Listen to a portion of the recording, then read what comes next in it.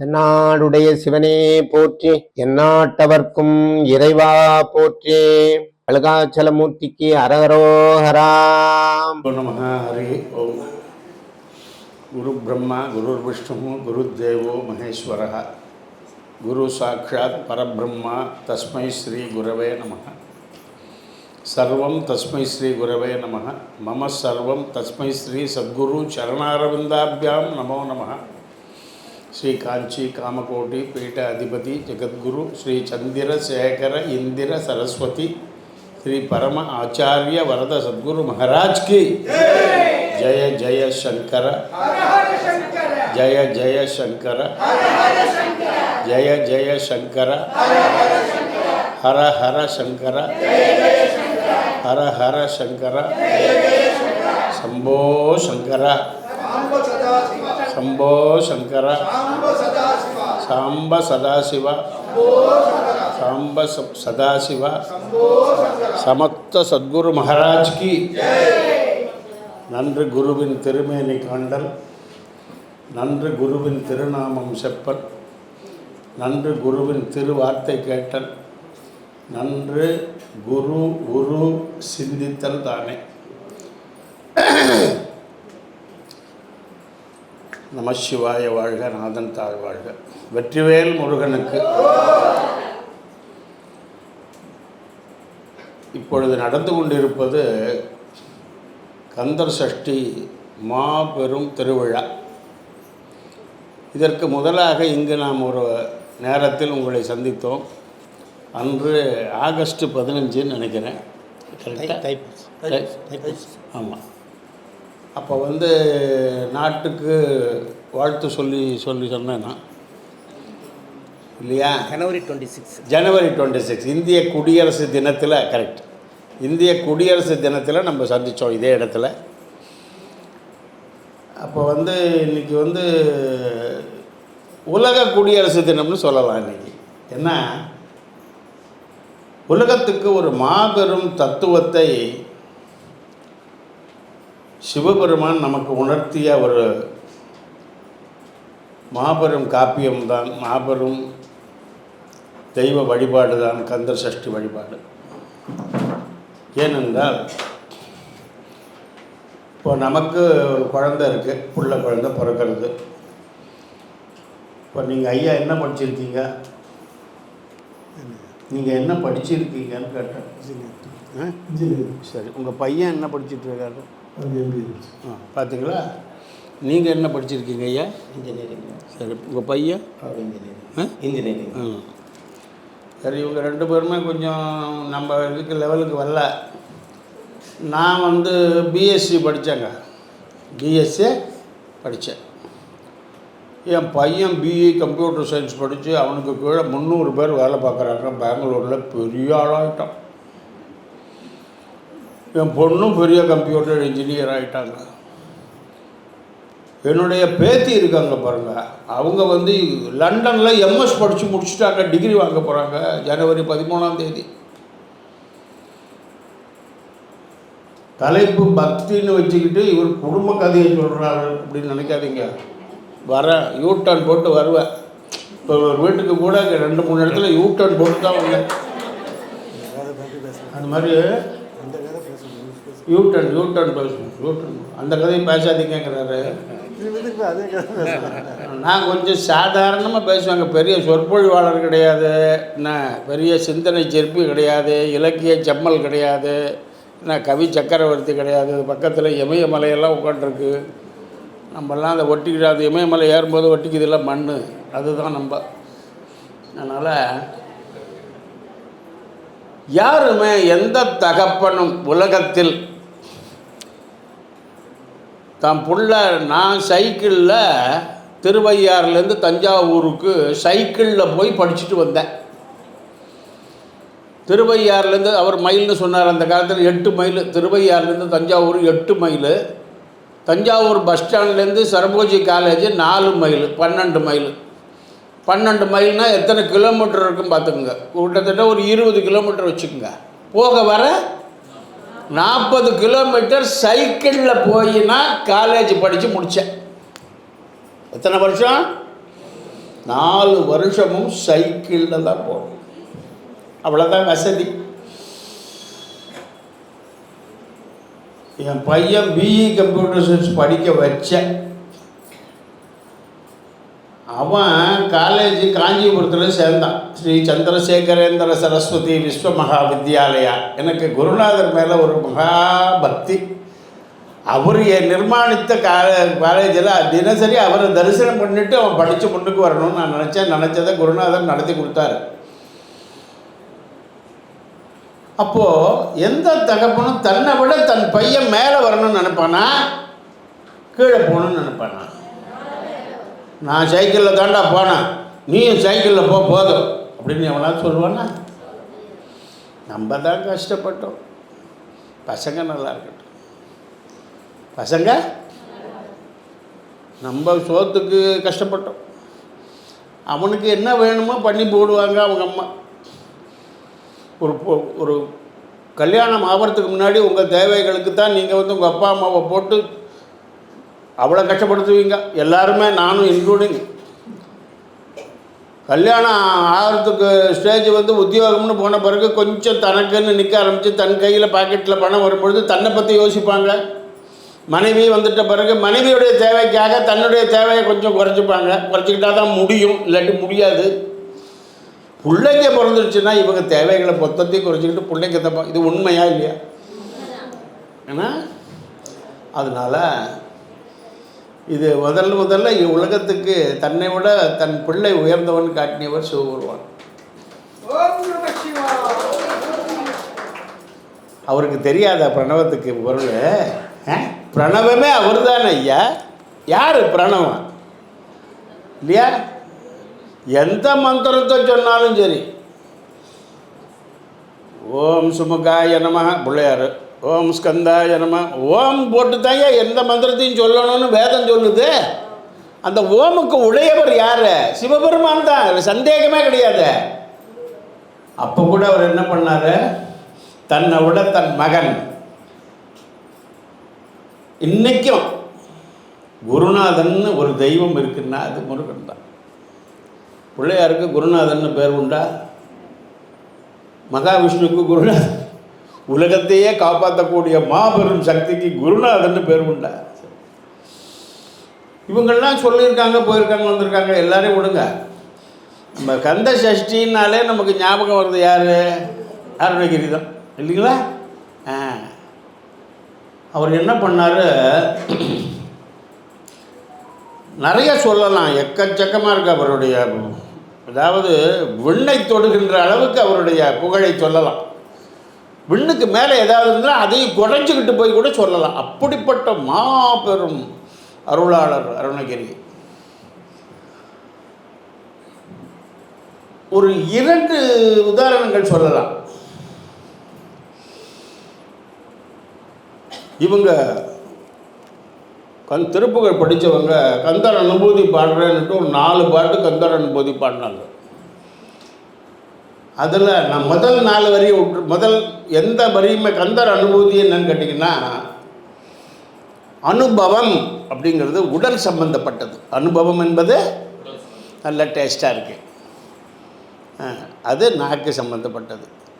அதாவது ட்ரெஸ்ஸு போட்டுக்கணும், எப்படி இருக்குது ட்ரெஸ்ஸு, சூப்பராக இருக்குது. அந்த மாதிரி ஒவ்வொரு விஷயத்தையும் பார்த்திங்கன்னா, ஒரு வாட்ச் கட்டியிருக்கோம்னா அந்த வாட்ச் எங்கே வாங்கினேன், அது எல்லாம் உடலுக்கு வெளியில் தெரியக்கூடிய பொருட்கள், உடலால் அலங்கரிக்கப்படக்கூடிய பொருட்கள் அத்தனையும் அனுபவம் அங்கிற அனுபவம் அப்படிங்கிறதுல போயிடும். ஆனால் உள்ளம் அனுபவிக்குது பாருங்கள், உள்ளத்தால் அனுபவிப்பது அனுபூதின்னு. அருணகிரிநாதர் பாடிய அனைத்து திருப்புகளும் நம்ம அனுபவம்னு எடுத்துக்குவோம். ஏன் அனுபூதிக்கு மாத்திரம் அவ்வளோ பவர்னு கேட்டிங்கன்னா, ஒரு மாம்பழம் சாப்பிடுங்கன்னு சொல்லி உங்கள்கிட்ட கொடுக்குறோம். நீங்கள் என்ன பண்ணுறீங்க? டாப்புக்குன்னு கடிக்கிறீங்க. கடித்தோடனே என்ன ஆகுது? தோல் மாட்டிக்குது, பல்லு கிடுக்கில் மாட்டிக்கும். கடித்து தோலை துப்புவீங்க, பழத்தை சாரை கொடுப்பீங்க, இங்கே வழியும், சட்டையில் சொட்டும், இந்த மாதிரிலாம் வரும். இந்த பழத்தை திங்கிறதுக்குள்ளே அந்த கையெல்லாம் இங்கே அப்படியே கீழே இறக்கும். உண்டா இல்லையா? ஒன்றுமே பண்ணாமல் பழத்தை சாப்பிட்ணும். நீங்கள் பழத்தை கொடுத்தாச்சு, அதே பழத்தை இந்த காம்புக்கிட்ட ஒரு சின்ன ஒரு ஓட்டை அப்படியே உருட்டுறது, லைட்டாக நசுக்கிறது, அப்படியே பழத்தை கவுக்கிறது. என்ன ஆகும்? அதை நாக்கமத்தில் நீட்டுறது. கிளாஸிலெல்லாம் ஊற்றி குடிக்கக்கூடாது. அதுக்குள்ளே என்ன இருக்கோ என்னமோ போகுது. அதெல்லாம் டைரெக்டாக அந்த பழத்தை மேலே பிடிச்சிக்கொண்டு அப்படி தொட்டினீங்கன்னா எப்படி இருக்குங்க? அதுதான் அனுபூதி.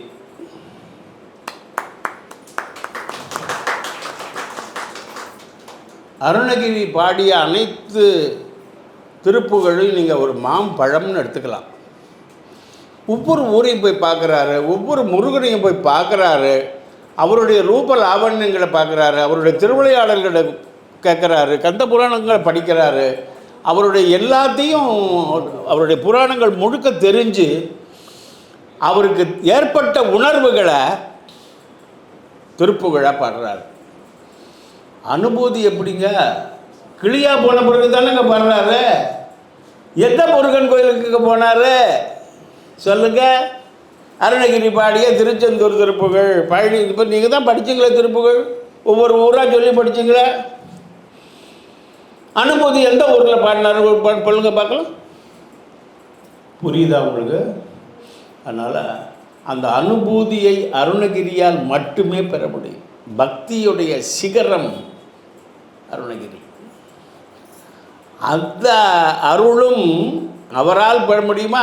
யாமோதிய கல்வியும் எம் அறிவும் அவராக கொடுத்தாரு, தாமே பெற வேலவர் தந்ததனால். அருணகிரியினுடைய இளமை பருவத்தை அனைவருக்கும் தெரியும். கலைச்செல்வனுக்கு கோபம் வரும், சொல்லக்கூடாது, சும்மா இருயாம்பார். அதனால் அது வேண்டாம் நமக்கு.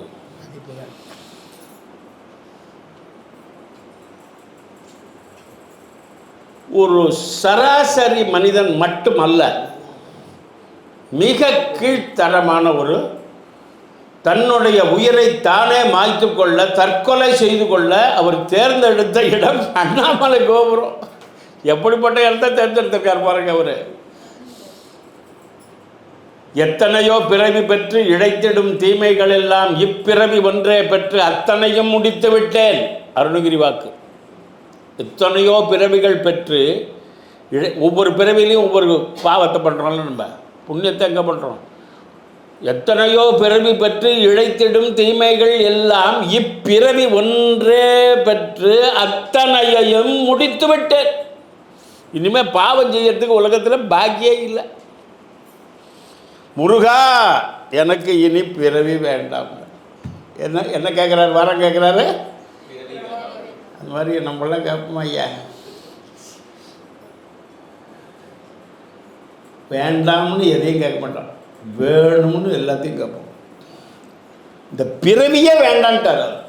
அப்படி சொல்லிவிட்டு கீழே விழும்பொழுது தன்னுடைய உடல் புதைக்கப்படக்கூடாது, தன்னுடைய உடல் எரிக்கப்படக்கூடாது, தன்னுடைய உடலின் அங்கங்கள் கூட யாருக்கும் தெரியக்கூடாது. தேங்காய் சிதறுவது போல் உடல் சிதற வேண்டும்.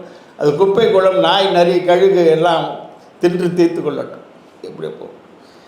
அந்த கேவலமான நிலைமைக்குத்தான் நம்ம உடல் இருக்குது. உடல் அப்படின்னு. ஆனால் உள்ளம் முருகன் கிட்ட போச்சு. இதுதான் அனுபூதி. அப்போது நேராக என்னங்க முருகனுக்கு இன்னும் வேலையாக இல்லை, போய் இந்த ஆளை போய் காப்பாற்றணுமா சொல்லுங்கள்? யார் அவரை காப்பாற்றினது? அண்ணாமலையில் திருவண்ணாமலை கோபுரம், திருவண்ணாமலை கோவிலுக்கு உள்ள யாரும் இல்லாத நேரத்தில், இரவு நேரத்தில் தான் அவர் போய் தற்கொலை செய்து கொண்டாருங்கிற மாதிரி கூட எனக்கு ஒரு பெரியவர் சொன்னார். பகல் நேரத்தில்னா 10 பேர் பார்ப்பாங்க கோபுரத்தில் ஏறினா, இரவு நேரத்தில் தான் போயிருப்பான்னு நினைக்கிறேன் சாமின்னாரு. அது கூட சரித்தான்னு எடுத்துக்க வேண்டித்தான். கோயிலை பூட்டிட்டு போன பிறகு கூட ஒரு நைஸாக ஒழிஞ்சு போய் அப்புறமா கோபுரத்தில் ஏறி இருப்பார்னு நினைக்கிறேன். முருகன் என்னை பாடுன்னு சொல்லி பாடின ஒரு மகானுபாவர் ஐயா. எப்படிப்பட்ட தெய்வம்! தன் தகப்பன் தன்னை உயர்த்த வேண்டும் என்பதற்காக அவர் தெரியாதது போல நடித்து அந்த பிரணவத்தின் வடிவமாக பிரணவத்தின் பொருள் உரைத்த சுவாமிநாதனாக குருவாக சிவனுக்கே குருவாக தகப்பன் சுவாமி என்று பெயர் பெற்ற முருகன் அவரை காப்பாற்றி அவருக்கு அந்த அனுபவத்தை கொடுத்தார். தன் வாழ்நாள் முழுவதும் அவர் செய்த அதிசயங்கள் அற்புதங்கள் அவருக்கு எதிர்ப்பு இல்லை அப்படின்னு சொல்ல முடியாது. ஒட்டக்கூத்தர்னு ஒருத்தர் ஐயாவுக்கு தெரியுமா என்ன? ராமாயணத்தை எழுதினவர். வால்மீகி ராமாயணம் கேள்விப்பட்டிருக்க, வில்லிபுத்தூரார் ராமாயணம் கேள்விப்பட்டிருப்பீங்க, ஒட்டக்கூத்தர் ராமாயணம் கேள்விப்பட்டிருக்கீங்களா? யாராவது கேள்விப்பட்டிருங்க? கை தூக்குங்க. ஒட்டக்கூத்தர் எழுதிய ராமாயணம். மகாகவி அவர். ஆனால் கொஞ்சம் திமிரு பிடிச்ச கவி, திமிரு ஜாஸ்தி. அவர் அடிச்சுக்க யாரும் முடியாதுங்கிற லெவலில் இருந்தப்போ அவரை வேணுமுன்னே போகிறவங்க வரவங்களெல்லாம் போட்டி போட்டு ஒரு குரடு வச்சுருப்பார். இந்த காதில் மாட்டிடுவார். உன்னை அவரை எதுக்கிறவன் ஏத்தாப்புல உட்காரணும். இவர் கேள்வி கேட்பார், பதில் சொல்லணும். பதில் சொல்லலைன்னா காது அறுத்துருவார். இதே மாதிரி பண்ணி எத்தனையோ புலவர்கள் அவர்கிட்ட காதை இழந்திருக்காங்க. இது அருணகிரிக்கு தெரிந்து போய் நான் போய் பார்க்குறேன் அவரன்னு சொல்லிட்டு ஒட்டக்கூத்தர் இவரை கூப்பிடல, இவர் போய் பார்க்குறாரு. அது மாதிரி பார்த்தோன்னா இப்போ சொல்கிறாரு அருணகிரி, எனக்கும் இந்த மாதிரி ஒரு குரல் கொடுங்கங்கிறாரு. என்னங்க, எதுக்கு உனக்கு எதுக்கு அப்படிங்கிறாரு. சப்போஸ் நீங்கள் தோற்றிங்கன்னா உங்கள் காதை நான் அறுக்கணுமில்ல, அதுக்குன்னாரு. அப்போவே அந்த ஆள் கொஞ்சம் ஆடிட்டார். ஆனால் சபையில் சொல்லும் பொழுது பெரிய புலவர்கள் ஒத்துக்கத்தான் வேணும். அருணகிரி காதில் அவர் மாட்டிக்கிட்டு பிடிச்சிட்ருக்காரு, ஒட்டக்கூத்தர் காதில் அருணகிரி பண்ணி பிடிச்சிக்கிட்டு இருக்காரு. அப்போ ஒரு 4 வரி பாடுறாரு அருணகிரி. இதுக்கு அர்த்தம் சொல்லுங்கிறார் ஒட்டக்கூத்தரை. அது என்ன பாட்டுன்னா ஐயாவுக்கு தெரியும். தத்தத்தி நித்தி இது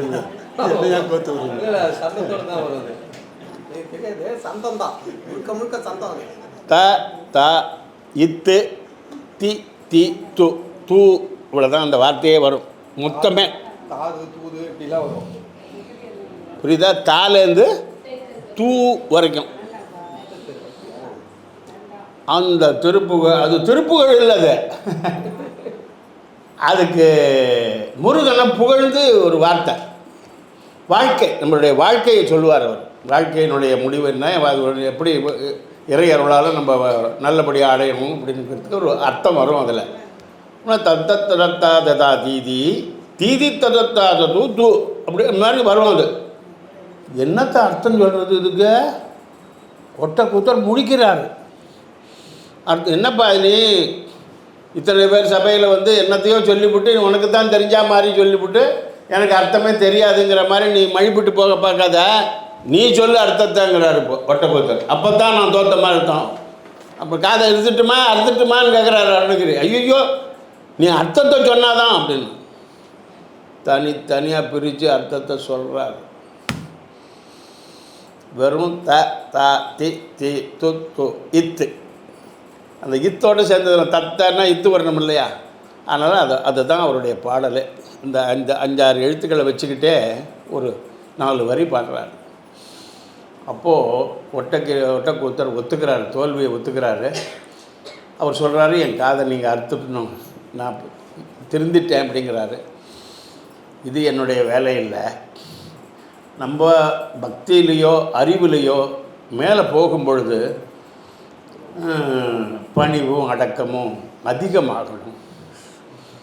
பக்தியினுடைய அடையாளமே பணிவும் அடக்கமும் தான். பணிவு எங்கே இருக்கோ அங்கே பக்தி வளரும்.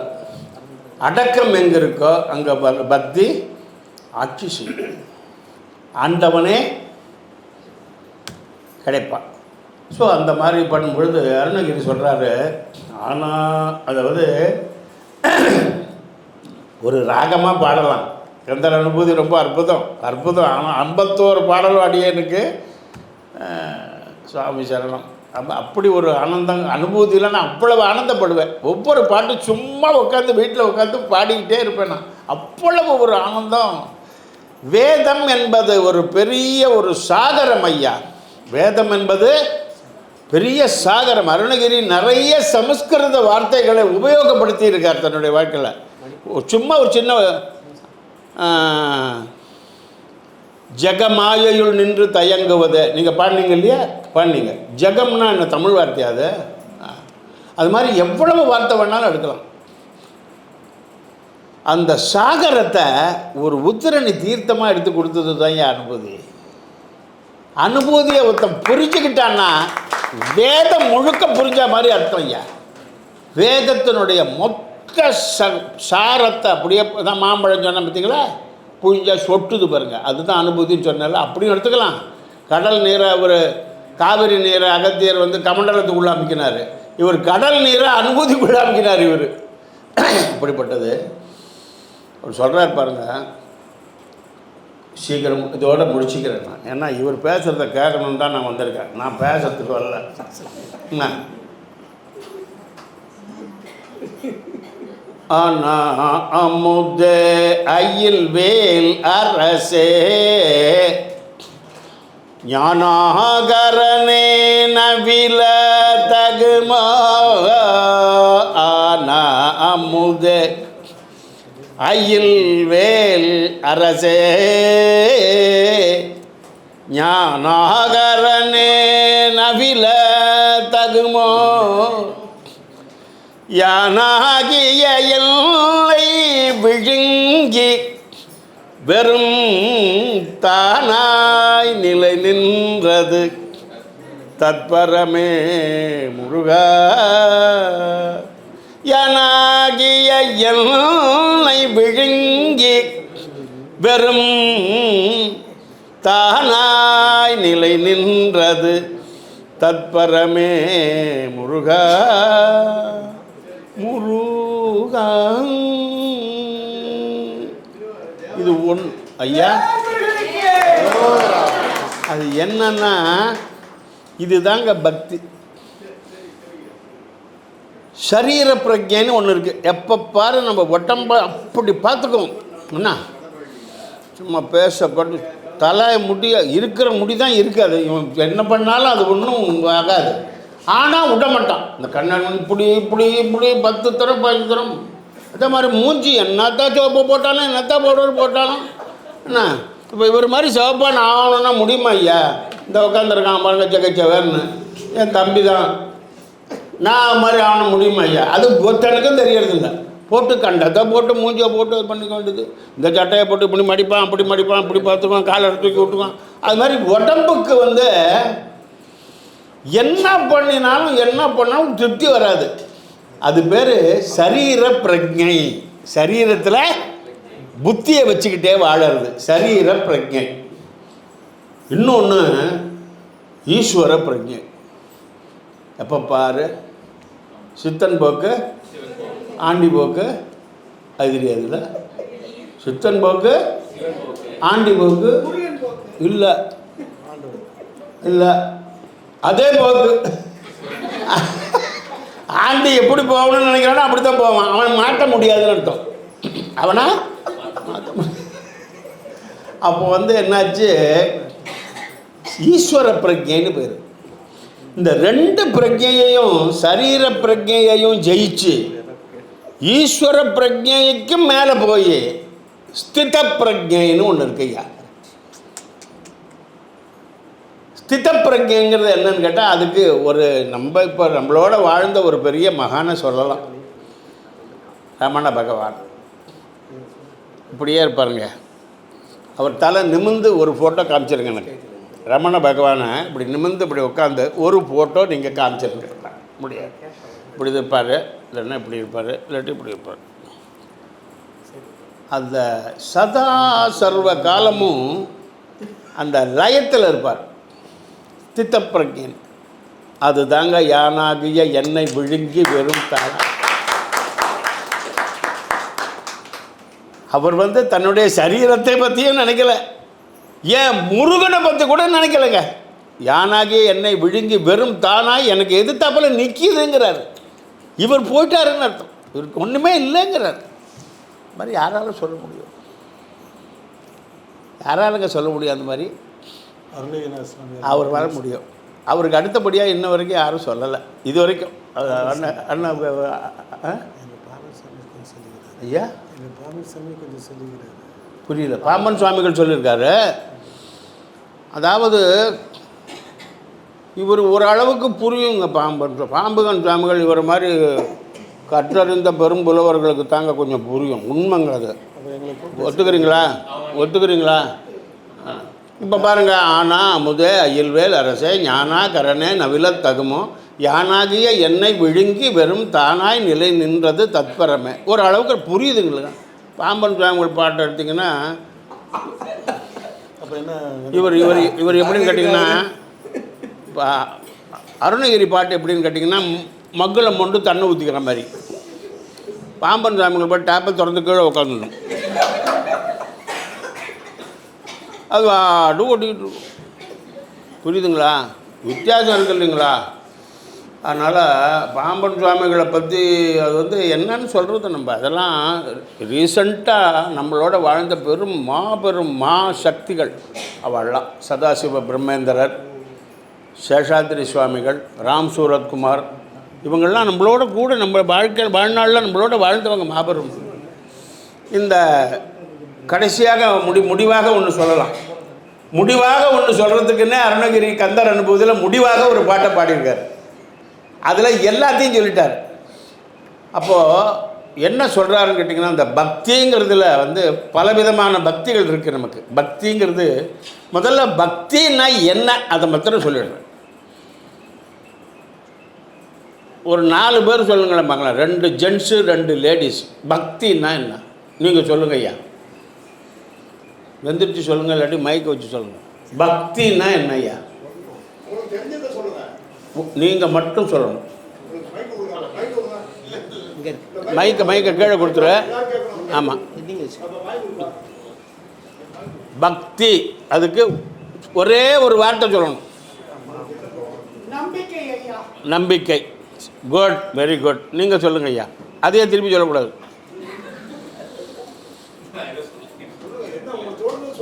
சரி, அப்போ அவர்கிட்ட கொடுங்க. பக்தி விளக்கம் ஐயா. டாக்டர்கிட்ட கொடுங்க. ஐயா, தன்னை அறியாமல் தன்னை மறந்து நிற்கக்கூடிய நிலை பக்தி. சரி, லேடிஸ்கிட்ட 2 பேர்கிட்ட கொடுங்க. யார்கிட்ட ஒன்றா கொடுங்க. 2 பேர். பக்தி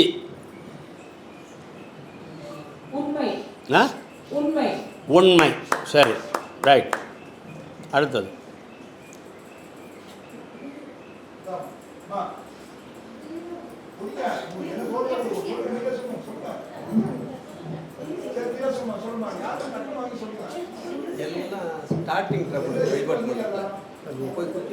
ஒன்றும் உங்களுக்கு பரிசும் கொடுக்க மாட்டாங்க, அவமானமும் படுத்த மாட்டாங்க. பயப்படாதீங்க, சொல்லுங்க. பக்தி அப்படின்னா என்ன? உண்மையான அன்பு. உண்மையான அன்பு. 2 பேரும் லேடிஸும் ஒத்து போகிறீங்க பாருங்கள். அதுதான் அவங்க என்றைக்குமே ஒத்து போவாங்க. கொடு.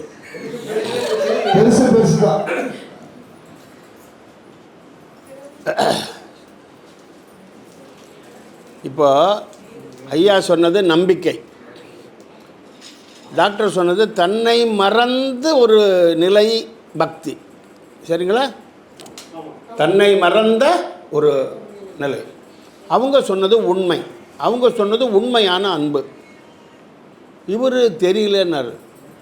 இவர்கிட்ட கொடுத்தது தப்பாக போச்சுல்ல. தெரியலை, எனக்கு ஒன்றும் தெரியலன்னாரு.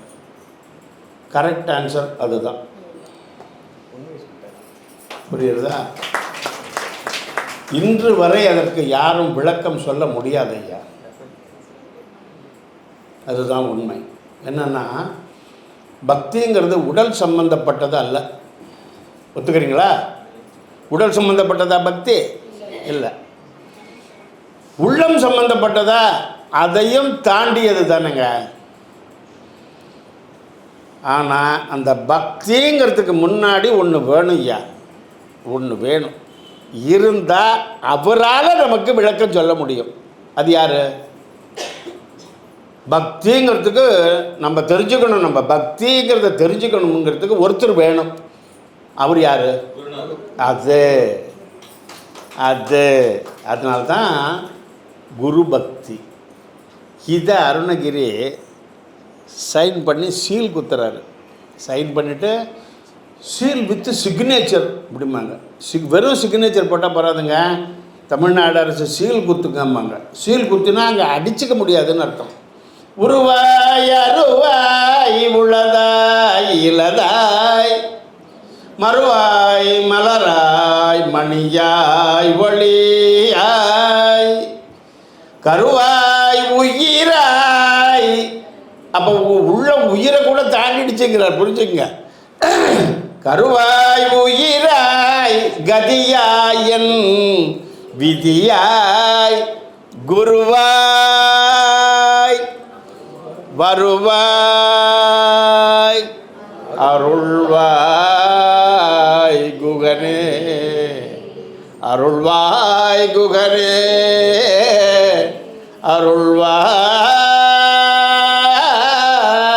அருள்வாய் குகனே குகனே.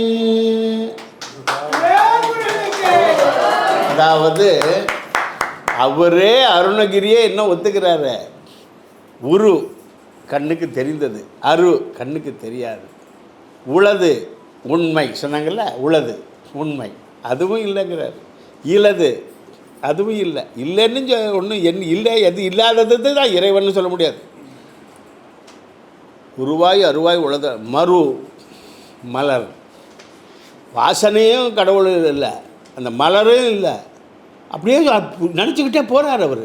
மறுவாய் மலராய் மணி ஒளி தூசா மணியும் துகிலும் புனைவாள் நேசா முருகா நினது அன்பு அருளால் ஆசா நிகழம் துகளாயின பின் பேசா அனுபூதி பிறந்தது வேகிறார்.